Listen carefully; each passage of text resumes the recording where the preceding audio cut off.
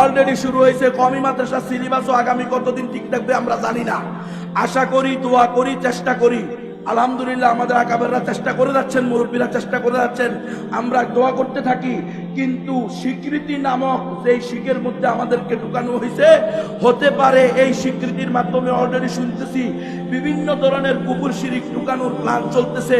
যদি কখনো এমন হয় আমাদের কওমি সিলেবাসের মধ্যে, পেপাকের মধ্যে কুফর শিরিক ঢুকিয়ে দেওয়া হয়, কোরআন সুন্নাহ বিরোধী কোনো কথাবার্তা, কোনো গল্প, কোনো প্রবন্ধ, কোনো গদ্যপদ্য ঢুকানো হয়, আমরা পেপাক ছেড়ে দিব, কিন্তু ঈমান ছাড়বো না।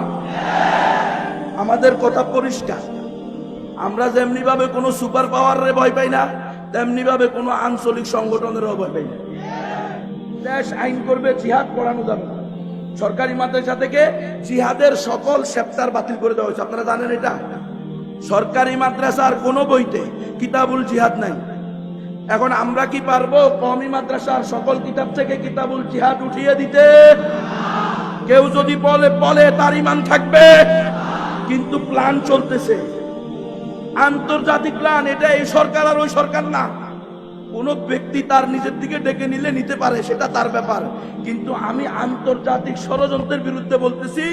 বিশ্বের সুপার পাওয়াররা রিচার্জ করে দেখছে, মুসলমানরা যদি জিহাদ ফি সাবিলিল্লাহ, কিতাল ফি সাবিলিল্লাহ এর বিধানকে আঁকড়িয়ে ধরে, মুসলমানদের যুবকেরা যদি শাহাদাতের তামান্না নিয়ে আল্লাহর জমিনে জিহাদে ঝাঁপিয়ে পড়ে, বিশ্বের রাশিয়া আর আমেরিকা নয়, শুধু বিশ্বের কোন সময়ের কোন তাগুতি শক্তি মুমিনদেরকে পরাজিত করতে পারবে না, পারবে না, পারবে না। জিহাদের কথা বলা যাবে তো কিসের কথা বলা যাবে? গণতন্ত্রের কথা বলা যাবে? হ্যাঁ, জাতীয়তাবাদের দাওয়াত দিব, ধর্ম নিরপেক্ষতাবাদের দাওয়াত দিব, তো আপনি জিহাদের কথা বলেন। এই সময় কি এভাবে এটা বলা যায় নাকি? আমার রসুল কোন সময়ে জিহাদের কথা বলছেন? যে সময় আবু জাহাল, আবু লাহাব, উতবা, সাইবা বিশ্বের সুপার পাওয়ার ছিল, যখন রোম পারস্য বিশ্বের সুপার পাওয়ার ছিল, ঠিক কিনা? ওই সময় আমার রসুল জিহাদের কথা বলছে। আমরা ওই রসুলের ওয়ারিস, আমাদের কাছে উত্তম আদর্শ আমাদের রসুল, আমাদের রসুলের কর্মজীবন আমাদের জীবনের উত্তম আদর্শ। সুতরাং আমাদেরকে যেমনি ভাবে নামাজের কথা বলতে হবে, রোজার কথা বলতে হবে, হজের কথা বলতে হবে, যাকাতের কথা বলতে হবে, ঠিক তেমনি ভাবে প্রয়োজনে জিহাদের কথা বলতে হবে। আমাদেরকে শুধু রক্ত দিতে শিখায় নাই আমাদের রসুল, রক্ত নিতেও শিখেছে।